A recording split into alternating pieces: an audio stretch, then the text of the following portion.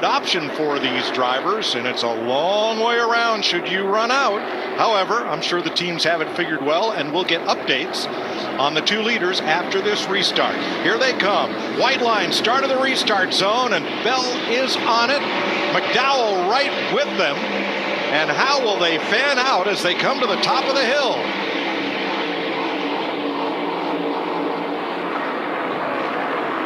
Here they come. Dive bomb city. Look, Byron looking to the inside. So far, so good for Christopher Bell and McDowell holding steady on those old tires. Well, we didn't see a lot of follow-up with those tires, so I'm sure that gave their crew chiefs a little bit of some confidence to say, hey, let's just stay out. And I would guess that the biggest worry that they had was going to be turn 1 and how those things fired off. Bell, Byron, McDowell, Reddick, Kyle Busch making the run at Chastain.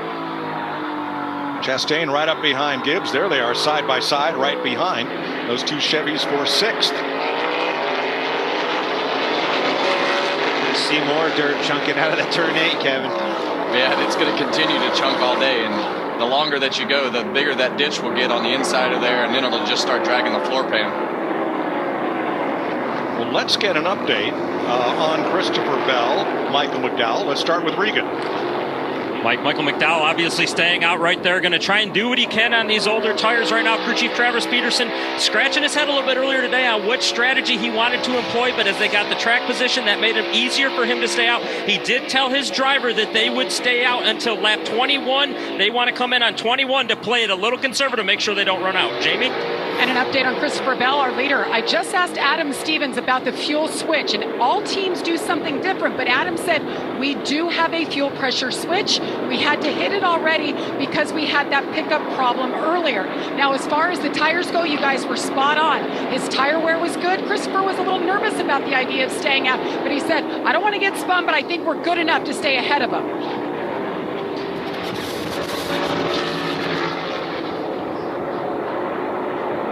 Well, it's an interesting scenario for the 20 and the 34. And as a driver, it's a scenario I never liked when I'm in Michael McDowell's position right here, and you're just looking backwards, getting run over and off sequence with all the guys that are on fresh tires.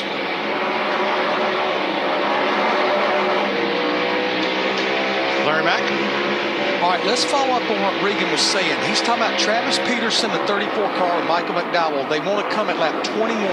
That means there'll be 47 laps to go in the race. That says they're going to have to run 23 laps one run and 24 laps another to make it to lap 68. But remember, we do know we're going to have 2 or 3 caution laps at the end of stage 2, which will buy them some. As you can see here coming through the S's, the problem with McDowell versus Bell, Bell kept a track position. Bell's still leading. You see right there, clear back here, already in 9th place, losing a lot of track position early. That's what you can't afford to do if you're gambling like this.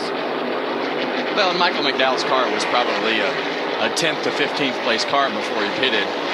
And so it just makes it tough. And when you're the leader, you obviously have the cleanest air and able to get the best amount of lap time and most performance out of your car aerodynamically to make it turn as good as possible. But we see William Byron right on the back bumper of Christopher Bell. I'm impressed with Bell's race car, though. To be able to hold these guys off for even one corner, you know, regardless of a lap or so, that's impressive. This car's fast, and it tells you that there isn't a whole lot of fall off whatsoever in these tires.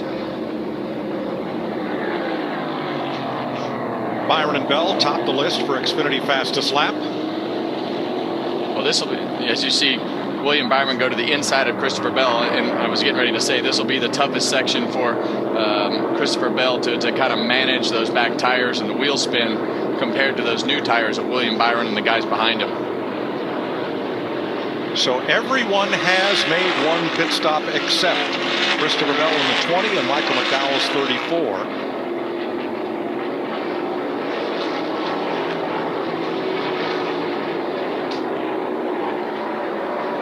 That's one thing I love about. Bubba spun. More problems for Bubba. Man, every time we come here for Bubba, and all of his trouble happened early, too. I remember, well, we saw past Kyle Larson.